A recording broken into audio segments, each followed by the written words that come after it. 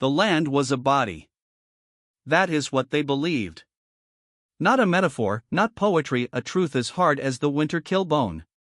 To be a man, or a woman, or a child born upon the prairie, was to be merely a note in the long, slow music the earth made as it breathed. They were the tenants, not the owners. And when the nation of men in Washington drew a line upon a piece of paper, a line that bisected that breathing body, they didn't just steal the land. They dissected it. What was whole became parts. What was sacred became a commodity. And in that act of severance, they created a wound that would never truly heal. A place of profound shadow, where law existed only as a rumor whispered from the lips of a distant judge, and where men could and did vanish without a trace.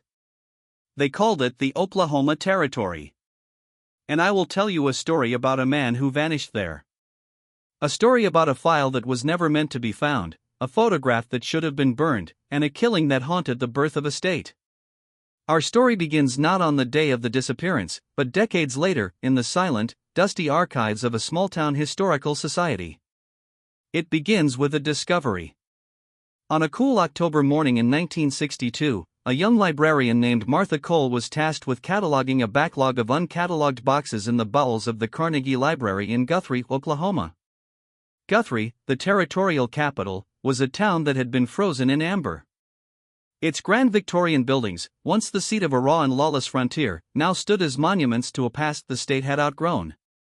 The library itself was a Carnegie, a beautiful red brick and limestone building, a gift from the steel magnate to the fledgling territory in 1902. Martha, a history graduate from the University of Oklahoma, believed there were secrets in those boxes. She was right. The boxes contained the detritus of 100 years, circuit court ledgers, faded newspapers, mining claim records, personal diaries, and the collected papers of a territorial judge who had long since passed away. Dust rose in shimmering motes through the slanted beams of early morning light as Martha worked, her gloved hands moving methodically.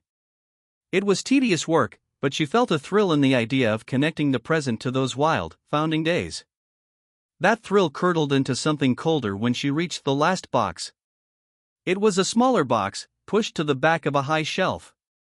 It was tied with a length of coarse twine, a knot that seemed almost desperate to keep its contents sealed. When she cut the twine and lifted the lid, the smell of old tobacco and dry rot washed over her. Inside, on top of a stack of crumbling newspapers, lay a leather-bound ledger with a brittle black spine. She opened it. The pages were filled with a neat, spidery cursive, the hand of a practiced clerk. It was a ledger of property transfers for Pontotoc County, in the heart of the old Chickasaw Nation, a region that had been the last refuge for those who operated outside the law. But it was what was folded inside the ledger that stopped her heart.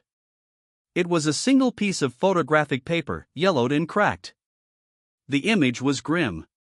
It was a photograph of a skeleton. The body lay in a shallow grave, partially unearthed. The skeletal remains were still clad in the tattered remnants of a coat and trousers.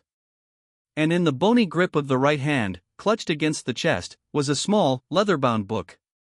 The photographer had been meticulous, capturing the scene from several angles. On the back of the photograph, written in the same spidery hand, were the words, *subject, unknown. Location, near Ada. Date, 1909. Evidence in the matter of the files of the Pontotoc conspiracy. To be sealed, *. Martha Cole sat back in her chair, the air suddenly thin. She knew about the Pontotoc conspiracy. It was a whispered legend in Oklahoma history. A vigilante lynching. A murder that the powerful men of a growing town had committed to protect their community.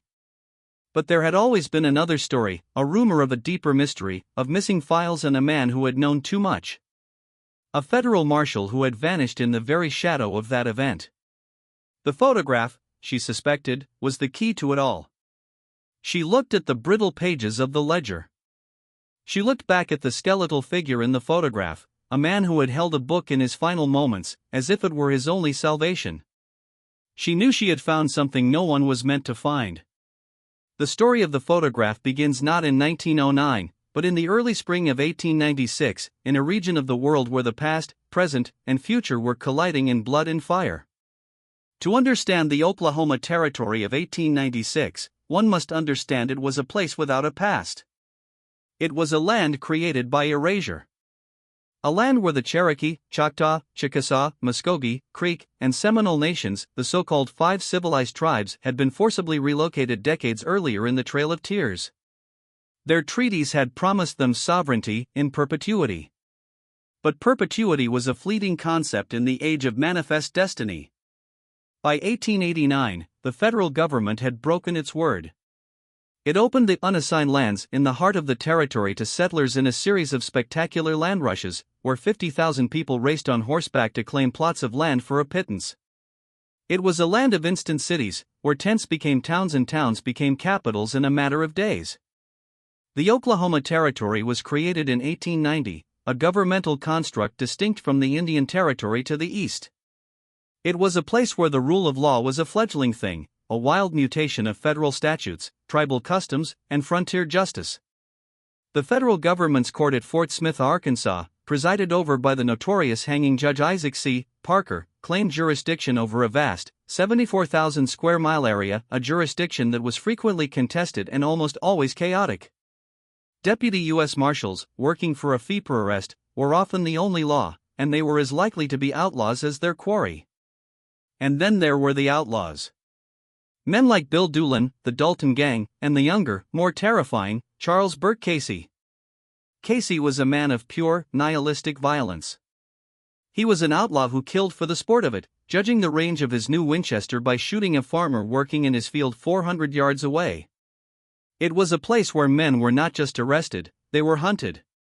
By 1896, the two territories, the civilized Indian nations to the east and the raw, white settler Oklahoma Territory to the west, were on a collision course. The U.S. government, eager to seize the last of the tribal lands, began to dismantle the communal tribal governments. The Dawes Act of 1887 sought to break up tribal landholdings, dividing them into individual allotments, a process that was slowly and brutally enforced in Indian Territory. The goal was to create a single state. But before that state could be born, there was a final, bloody coda. A conspiracy that would become a festering wound for a new state's conscience. It was in this crucible, in the turbulent year of 1896, that our protagonist made his entrance. Part 3, The Surveyor.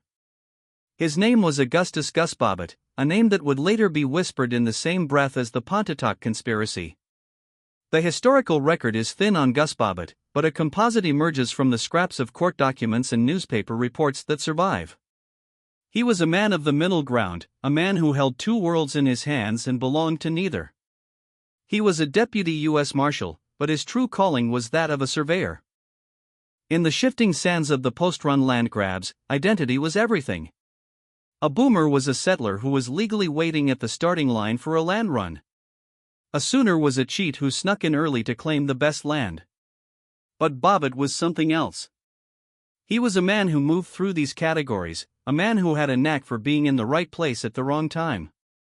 He first appears in the records of the federal court in Guthrie in the mid-1890s. He was hired by the U.S. government to survey the boundaries of the newly opened lands and the rapidly shrinking reservations of the 5 civilized tribes. His work was delicate and dangerous.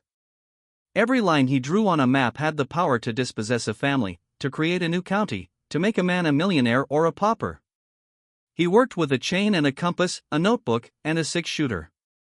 The land in the Indian Territory, particularly in the south, around the Chickasaw Nation, was some of the most contested on the continent. Pontotoc County, with its seat at Ada, was the heart of this contested land. It was a region of beautiful, rolling prairie and dense, winding river bottoms. It was a place where Chickasaw cattlemen, white squatters, and outlaws all existed in a state of armed tension. The sheriff of Kingfisher County had estimated that a third of the population in the new territories needed to be on relief, a testament to the desperation that was the fuel for the violence. Gus Bobbitt was in his late 40s, a man with a stoic demeanor and the gnarled hands of a man who had worked the land. He was not a lawman in the mold of a Heck Thomas or a Bill Tillman. He was not a gunfighter. He was a meticulous mapmaker. And it was his methodical nature, his habit of writing everything down, that made him a threat. The threat came from a group of powerful men. Men who weren't outlaws in the traditional sense of hiding in the hills and robbing banks. They were the new aristocracy, land speculators, cattle barons, and town founders. Men who had made their fortunes not by panning for gold or breaking the sod, but by manipulating the very system that was being imposed on the territory. They were Sooners of the soul. They had secured their claims to vast tracts of land through a combination of fraud, violence, and political connections. They controlled the town councils, the newspapers, and the local courts of the newly formed Oklahoma Territory. As long as their deeds were recorded and no one looked too closely, their house of cards was secure. But Gus Bobbitt was looking. He was drawing maps that showed where the boundary lines truly were. His maps threatened to expose the fraud at the foundation of their fortunes. In the autumn of 1896, Gus Bobbitt submitted a report to the Federal Land Office in Guthrie that challenged the legitimacy of several of these claims in the region around Ada, in the future Pontotoc County. His report, like many such administrative documents, might have disappeared into the bureaucratic ether. But it didn't. The land speculators and town founders caught wind of it. They were men who understood power. Men like the political boss who would later orchestrate the lynchings of the Pontotoc conspiracy. They knew they could not allow this report to be filed. They knew they needed to stop Gus Bobbitt. But they couldn't just kill a federal officer. He was too high profile. They needed to discredit him. They needed him to disappear. It was at this moment that our story takes a darker turn. A turn that reveals a conspiracy that far transcended the local land grab. A conspiracy that led all the way back to the federal courthouse in Fort Smith. The federal marshal who had been assigned to oversee the region was a man named S.J. Sam Underwood. He was a political appointee, a relic of the patronage system that plagued the Department of Justice.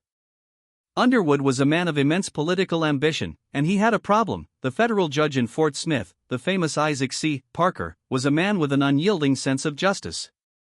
Parker's court, with its 74,000 square miles of jurisdiction, was a beast. But the beast was old and sick by 1896. More than just sick, he was increasingly at odds with the political powers in Washington who wanted to civilize the territory by merging it into a state. Parker's relentless pursuit of justice, particularly in the tribal lands, was seen as an obstacle. The men who were defrauding the Chickasaw and Choctaw nations needed a more pliable federal presence. They needed a lawman who could look the other way. They found him in Deputy Marshal Sam Underwood. Underwood wasn't an outlaw, but he was a creature of the political machine. He looked the other way when the claims were filed, and he certainly looked the other way when the bodies of those who objected began to turn up. Underwood didn't try to kill Gus Bobbitt. He tried to silence him. He used his authority to have Bobbitt's report classified and buried. He ordered a sealed file to be created, a file that would exist outside the normal records. The existence of the file is known only because of the ledger discovered by Martha Cole. In 1909, the sealed file was copied into the ledger, and the original was supposedly destroyed. The ledger then vanished for 50 years. But Bobbitt was tenacious. He had a copy of his survey. He refused to be silenced. He began to write letters to the Department of Justice in Washington, to friends in the press, and to the tribal authorities. He was building a case against the most powerful men in two territories. That's why, in the winter of 1896, Gus Bobbitt became a dead man walking. On a cold night in January 1897, Gus Bobbitt was found dead in his small cabin outside of Ada. The official report, signed by Deputy Marshal Underwood, stated he had died from a self-inflicted gunshot wound. It was ruled a suicide. His survey notes were missing. His maps were gone. The land speculators breathed a collective sigh of relief. The town of Ada held a small, quiet funeral. A few of his friends in the surveying community attended, but for the most part, his death went unremarked. He was buried in the Pioneer Cemetery, a simple wooden cross marking his grave. And there the story might have ended, another forgotten statistic in the violent birth of a state. But for the intervention of a man who saw through the lie. A man who would not let Gus Bobbitt rest in peace. His name was Colonel Elias DeMoss, and he was a man of old frontier stock. A former Confederate officer, a newspaper editor, and a man who had lost everything in the war and built it back again by his own hands. Damas was an elder of the community. He had known Gus Bobbitt for years. He knew Gus was a man of quiet dignity, a man who didn't have a despairing bone in his body. The suicide verdict was an obscenity. Damas began his own investigation. He questioned Bobbitt's friends, who were too afraid to speak. He looked at the scene of the suicide. A shot to the chest? It was a highly unusual way to kill oneself. It was a struggle, not a surrender. Bobbitt had the reputation of being a man who wrote everything down. In his final days, he had been seen in Ada, haggard and in a fevered state, telling anyone who would listen about a sealed file at the courthouse, about official land fraud. "They're going to kill me for what I know," he had said. And then he was dead. Damas knew he had to find proof. He had to find the sealed file. He had to find something to link the powerful man to the death of his friend. But he was a man of the old school. He didn't trust the new federal system. He went to the one place he thought the truth would be preserved, the ancient, unspoken archives of the Chickasaw Nation. Part 6, the Chickasaw Archive. The Chickasaw Nation, like its Choctaw, Cherokee, Creek, and Seminole neighbors, had maintained a sophisticated system of governance and law since their relocation. Their records, their court documents, and their histories were kept in a tribal archive, a physical repository of their nation's sovereignty. It was a testament to a people who had built a civilization in the face of forced exile. Damas had ties to the Chickasaw leadership. They had been the ones who had first petitioned the federal government about the fraudulent land claims. They knew the names of the men who were stealing their land. They had watched the federal marshals look the other way. They knew Gus Bobbitt had been a friend to their cause. Together, Damas and a Chickasaw elder named Star Chief, a man who had once been a judge in the tribal courts, began to comb through the papers of the federal land office in Guthrie. It was a painstaking process. But Damas had one clue: Bobbitt's report. It was, he knew, the key. They didn't find a copy of the report. What they found was a series of land grants, all awarded in 1897, the year after Bobbitt's death. They saw the same names appearing again and again. Names that were now among the richest in the Oklahoma Territory. Names that had been given prime land, perfectly corresponding to the boundaries Bobbitt had surveyed and found fraudulent. They had the pattern, but they didn't have the smoking gun. They didn't have the file. That file, the sealed file Bobbitt had spoken of, had been destroyed, along with Bobbitt's original maps. Damas didn't give up. He took his evidence to the federal court in Fort Smith, hoping against hope that Judge Parker would listen. But Parker was a dying man, worn down by the federal government's assault on his jurisdiction. He died on November 18, 1896, just months after Bobbitt's death. His replacement was a political appointment, a man under the thumb of the same forces that had killed Bobbitt.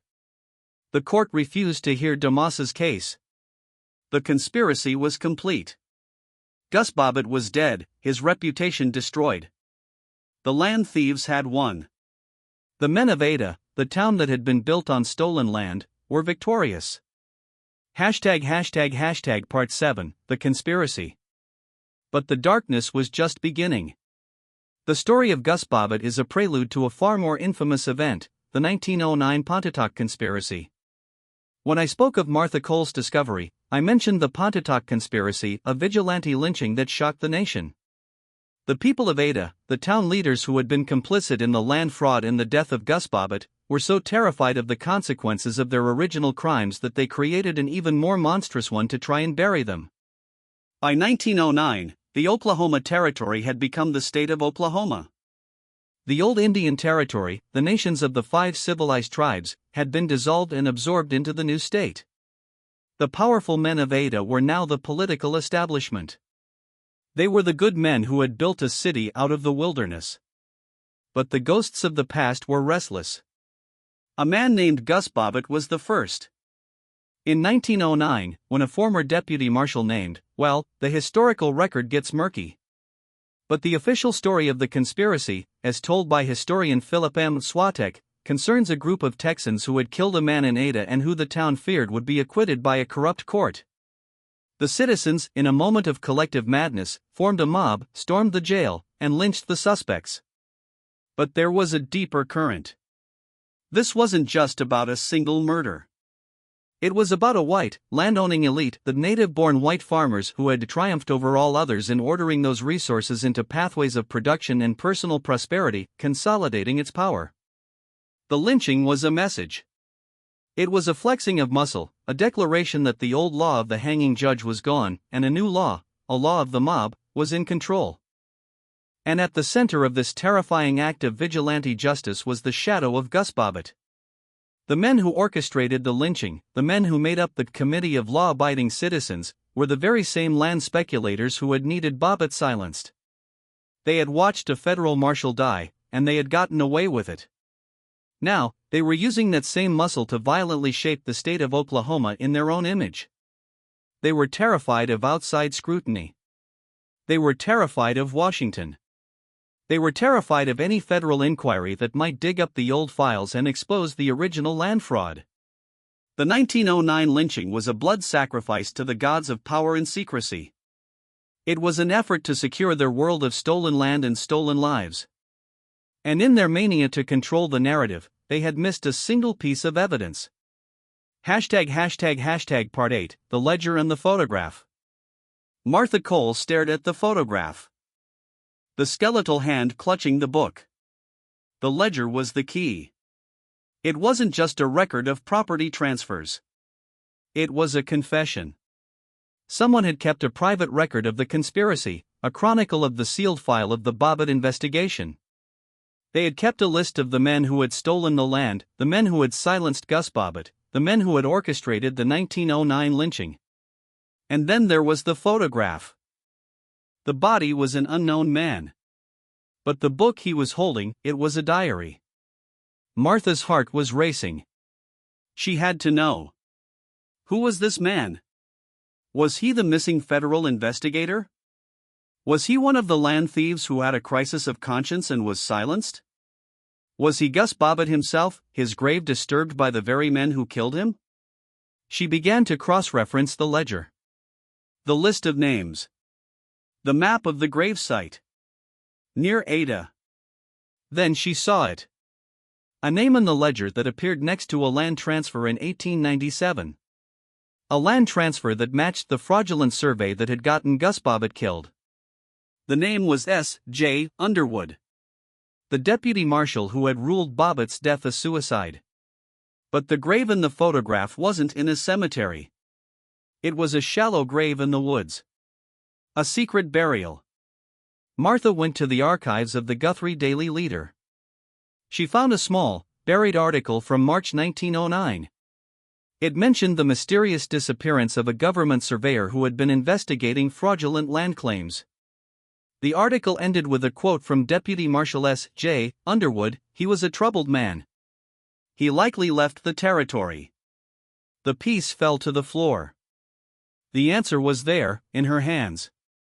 The photograph wasn't just evidence. It was the truth. The surveyor in the photograph was the second man. He was a man who had stumbled upon the same secret Gus Bobbitt had found, the connection between the land fraud and the Pontotoc conspiracy. He had been killed for his knowledge, just like Bobbitt. His diary contained the names of every man involved, from the land speculators in Ada to Deputy Marshal Underwood in Guthrie. It was the sealed file. The file that had been lost for generations was lying in her hands. She looked at the skeletal fingers, curled around the book. In death, the man had clung to the only weapon he had left, the truth. The killer had buried the body, but the diary was proof. That diary was the missing piece of the history of Oklahoma, the link between the land fraud, the Pontotoc conspiracy, and the birth of a state. Martha Cole's discovery in 1962 remained a secret for another 2 decades. She did not publish her findings. She was, after all, just a librarian. And the men whose names were in that diary, their sons and grandsons, were still the most powerful people in Oklahoma. She knew if she went public, she would face the same fate as Gus Bobbitt and the anonymous surveyor. So she took the ledger and the photograph and she hid them. She placed them back in the box, tied it with the same twine, and pushed it to the back of the shelf. She walked away. She didn't burn it. She couldn't destroy the truth. But she also couldn't expose it. She simply left it for the next generation. For a time when the descendants of the men who had built Oklahoma on a mountain of stolen land and broken bodies were no longer in power. For a time when the truth could finally be told. It was 1985 when the box was found again. This time, it was found by a young historian named Thomas Hart, who was writing a book about the Pontotoc conspiracy. He saw the photograph, the skeletal hand, and the diary. He knew instantly he had found the Holy Grail. He didn't reveal the diary. He didn't publish it. What he did, instead, was write the book that everyone thought he'd written, a standard history of the Pontotoc conspiracy. But inside the book, he hid a chapter that was never meant to be read by the public. A chapter that connected the dots. A chapter that revealed the entire conspiracy, from the land run of 1889 to the lynching of 1909. It was a chapter that would be found only by those who were willing to look for it. He put the book on the shelf in a university library, and he waited. And so, the question remains. Who was the man in the photograph? Who was the man who had died clutching a diary that could bring down the most powerful men in the state of Oklahoma? There are a few possibilities. Some believe he was a federal agent from Washington, a man sent to investigate the corruption of Deputy Marshal Underwood and the land speculators. Others believe he was an outlaw named Bert Casey, who had been killed and buried by a posse, and whose diary contained evidence of his crimes. But the prevailing theory among those who know about the ledger and the photograph is that the skeleton is the remains of the real Gus Bobbitt. The official story said he was buried in the Pioneer Cemetery. The photograph suggests he was buried in a shallow grave, his body hidden to prevent an autopsy that might have proved he was murdered. The book in his hands, it was his original survey notes. The notes he had tried to file. The notes that would have exposed the land fraud. In 1909, when the Pontotoc conspiracy was unfolding, the men who had killed Bobbitt, the men who had become the power brokers of the new state, knew the 1906 statehood had created a new kind of scrutiny. They were afraid. So they hired a man to dig up Bobbitt's body, to try and recover his diary. They didn't find it, he had hidden it somewhere else. But they found the body, and they took the photograph. The photograph was their trophy, their proof that they had one. They kept it in the ledger, hidden away for 70 years. It was a chilling, almost obsessive need to control the narrative. To prove that the dead man was truly dead and silenced. When the diary was finally found, it didn't just expose a murder. It exposed a conspiracy that was the very foundation of the state of Oklahoma. The land that had been stolen from the Chickasaw and the Choctaw. The lives that had been sacrificed to cover the theft. The brutal, terrifying act of the 1909 lynching that was the final, desperate act of a corrupt elite trying to protect its legacy.